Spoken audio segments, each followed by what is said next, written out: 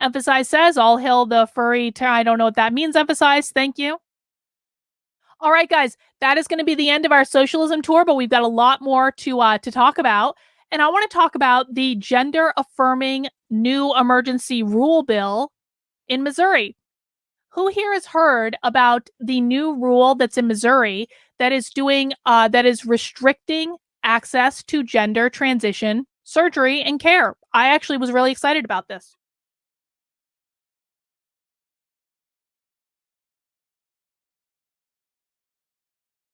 If you don't want to fund my work, you don't get an opinion, bro. That's just the way it goes.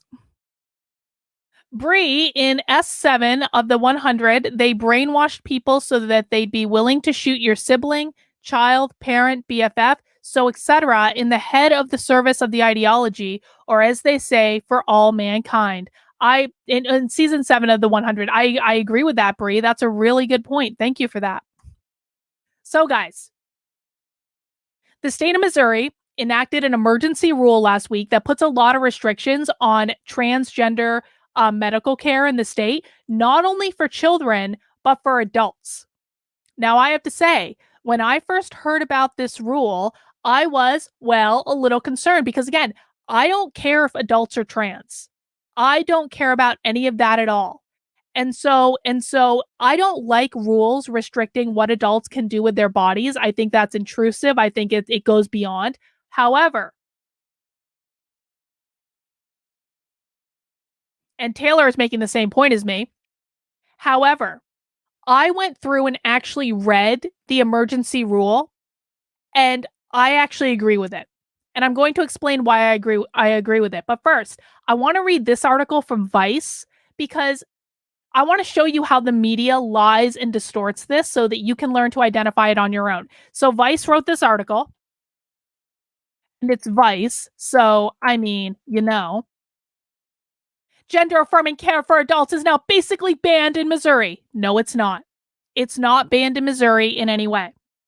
The state's attorney general, Andrew, announced an emergency regulation that erects enormous barriers to care for trans people of all ages. No, it doesn't.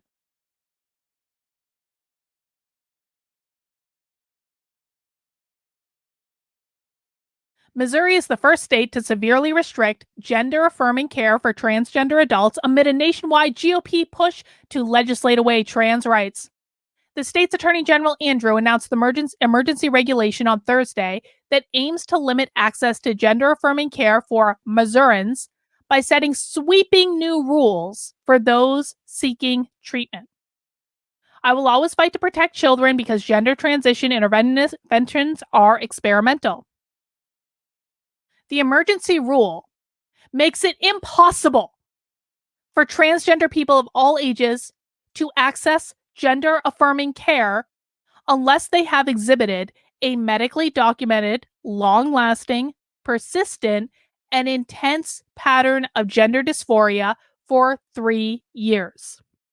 They also have to prove they've received a full psychological and psychiatric assessment and 15 hourly sessions of therapy, at least 10 of which must be with the same therapist.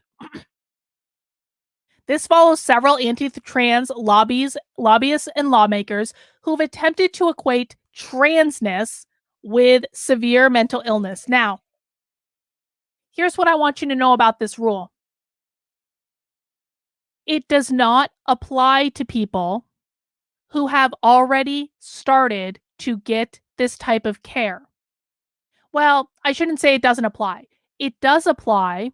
It just makes exception for people who have already started to get this type of care that says basically you got to go back and do this stuff. You can still get your care, but you got to go back and do this stuff too. So they're overtly lying. And I want to prove that to you because I read the rule and I completely broke it down. And I'm going to tell you exactly what's in this new emergency rule, and we're going to talk about it.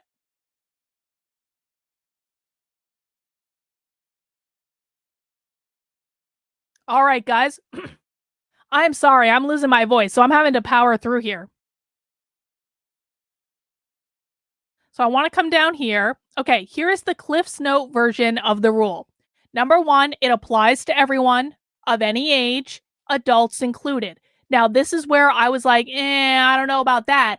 But when I actually read the rest of the rule, I was more okay with it because there are exceptions to the rule. This is exactly right, Christopher. When I'm coming to, I talk with my hands all the time. You better get used to it, buddy.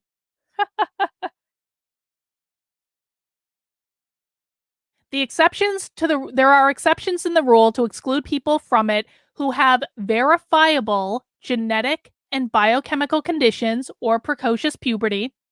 There are also exceptions for people who are already receiving care as long as they begin the treatments and assessments called for in the rule. And this one is really important. That means that doctors who are saying that they can't continue to provide trans medical care to their patients, they're lying. They're flat out lying. They are perfectly capable of continuing to provide this type of care as long as they also follow the guidance in the rule.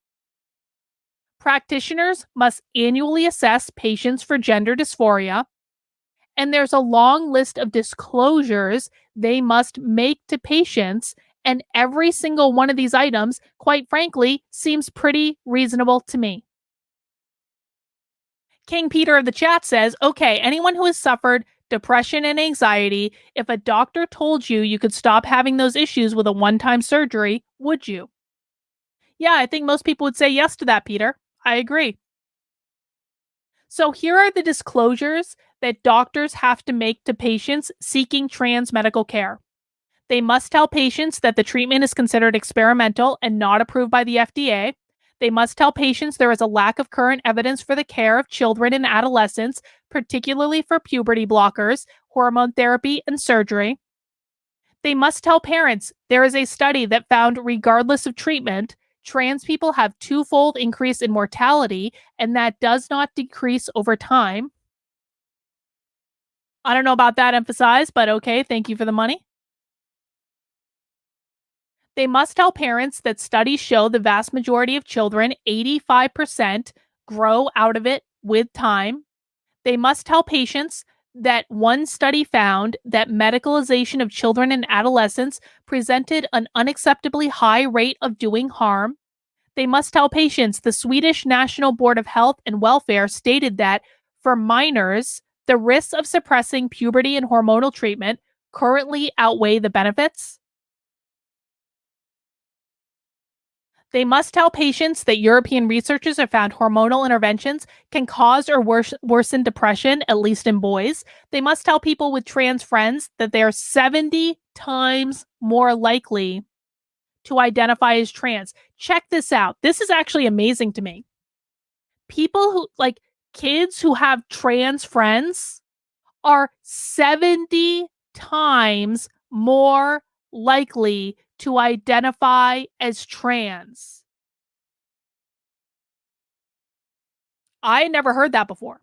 That's crazy. That to me seems something that, might be relevant. I don't know. Planet Fatness says, I just found you and already in love. The YouTube algorithm suggested you. Keep up the good work. Well, I do appreciate that, Planet. Welcome. So glad you're here. Additionally, doctors who are doing trans medical care must tell patients that a follow-up study determined that young people with a history of mental health problems are more likely to socially or medically transition. They must tell patients that the FDA says that puberty blockers can lead to brain swelling or blindness. They must tell patients that interruption of puberty may be harmful to the brain. They must also tell patients that almost all children and young people who are put on puberty blockers are also put on sex hormone treatment. They must tell patients that studies are unable to draw conclusions regarding if hormone therapy reduces suicide. They must tell patients that there are no proven methods to preserve fertility for adolescents who are medicalized. That seems particularly relevant because a lot of doctors are not being honest and they're telling people that they can preserve fertility when now it kind of seems like that's not the truth. So why are we telling them that? They must tell patients that allowing children to go through puberty may resolve gender dysphoria, and that suppressing puberty could worsen gender dysphoria altogether. They must tell patients that puberty blockers can lead to stunted growth and failure to attain normal bone density. And they must tell patients that the medical community agrees that more research is needed to fully understand the long term impacts of puberty suppression and hormone treatment. They must tell patients that a significant number of children and adolescents who transition eventually desist. They must tell patients that research has shown that if children aren't socially transitioned, they are much more likely to identify with their sex at birth. I think this one is another really important one. And listen, all of these disclosures are important. The reason that the trans activists and the media are lying about what this Missouri rule is because they do not want these doctors making these disclosures. None of these disclosures is unreasonable. These disclosures are basically saying there are a lot of severe risks when it comes to medical transition that you probably should know about prior to medical transition. This is not an insurmountable thing to overcome. This isn't like they're outlawing trans medical care. No, they're not.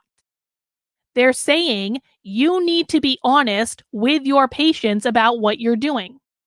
So, one of the things, and I think this is really important, they must tell patients that research has shown that if children do not socially transition, and remember, there are at least 6,000 school districts around the country who are socially transitioning your kids without telling you as a matter of policy. They are saying that if children do not socially transition, they are much more likely to identify with their sex at birth, which makes sense. Exactly. This is what informed consent looks like. This right here. They must tell patients that the World Professional Association for Transgender Health, also known as WPATH, has stated that in most children, gender dysphoria will disappear before or early on in puberty. And finally, they must tell patients that many medical treatments are irreversible. There are a few other requirements they have to meet, none of which are insurmountable. They require patients to have 3 consecutive years of medically documented gender dysphoria prior to medicalizing. That doesn't seem unreasonable to me. It requires patients to have at least 15 sessions of psychological or psychiatric help, at least 10 of which must be with the same therapist, all within a course of 18 months. Again, that doesn't seem unreasonable to me.